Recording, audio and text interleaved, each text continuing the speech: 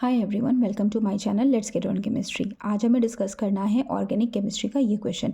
देखो, ये organic conversion का क्वेश्चन है और ये क्या पूछ रहा है, नाइट्रोबेंजीन से 4-ब्रोमोबेंजीनामीन बनाना है। यानी कि नाइट्रोबेंजीन को हमें कन्वर्ट करना है 4-ब्रोमोबेंजीनामीन में। देखो, नाइट्रोबेंजीन है यानी कि इसमें हमें ब्रोमिनेशन कराना है और ये जो नाइट्रो ग्रुप है इससे बनाना है अमीन ग्रुप। तो देखो, नाइट्रो में पहले तो हम इस अमीन को बनाएंगे, ठीक है, क्योंकि जो नाइट्रो ग्रुप होता है ये आपका मेटा डायरेक्टिंग होता है। अगर नाइट्रोबेंजीन का हमने डायरेक्ट ब्रोमिनेशन करा दिया तो हमें मेटा नाइट्रोबेंजीन मिल जाता है, ठीक है, जो कि हमें नहीं चाहिए, हमें चाहिए पैरा सब्स्टिट्यूटेड बेंजीन, ठीक है।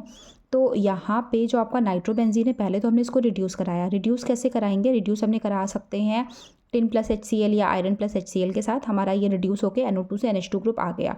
लेकिन ये जो NH2 ग्रुप होता है ये एक लुईस बेस होता है, ठीक है। तो जो हम ब्रोमिनेशन में जो लुईस एसिड यूज़ करते हैं जैसे FeBr3 या कोई भी लुईस एसिड जो हम यहाँ पे यूज़ करेंगे, ये उसके साथ acid base type of reaction दे सकता है। देखो कैसे दे सकता है। ये आपका जो एनिलीन है, एनिलीन पे ये 2 लोन पेयर है ना, लोन पेयर इसको क्या करते हैं, इसको लुईस बेस बनाते हैं। अब ये किसी लुईस एसिड के साथ रिएक्शन कर सकता है, तो इसको हमें क्या करना होगा, पहले इस NH2 ग्रुप को प्रोटेक्ट करना होगा। प्रोटेक्ट हम कैसे करेंगे? हमने इसको क्या कर दिया है, एसाइलेशन कर दिया है इसका by treating it with acetic anhydride, ठीक है। तो देखो ये एसाइलेटेड एनिलीन है। एसाइलेटेड एनिलीन में क्या हो सकता है, देखो हमने ये इसका स्ट्रक्चर ही ओपन करके बनाया हुआ है।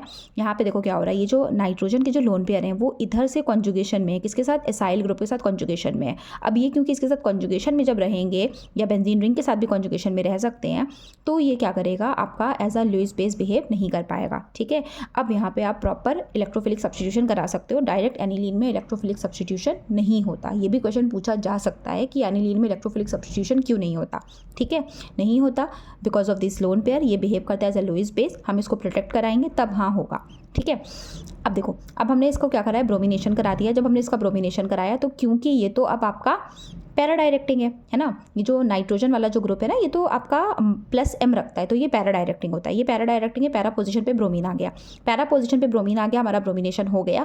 अब फाइनली हम इसको डी प्रोटेक्ट कर देंगे, जो ग्रुप आया था उसको वापस से हटा देंगे, वर्कअप करके हम इसको हटा सकते हैं। फिर से हमें एनिलीन मिल गया और ये हमारा 4-ब्रोमो एनिलीन बन जाएगा। फाइन।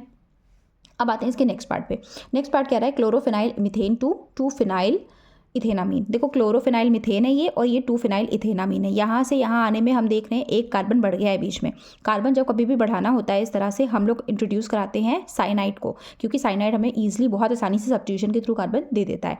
तो यहाँ पे साइनाइड क्या करेगा, न्यूक्लियोफिलिक अटैक करेगा ऑन दिस कार्बन, Cl को निकाल देगा बाहर। Cl अच्छा लिविंग ग्रुप होता है तो निकल जाएगा और हमें ये मिल जाएगा। अब इसको रिड्यूस करा के हम अपना डिजायर्ड प्रोडक्ट ले सकते हैं। Thank you so much for watching.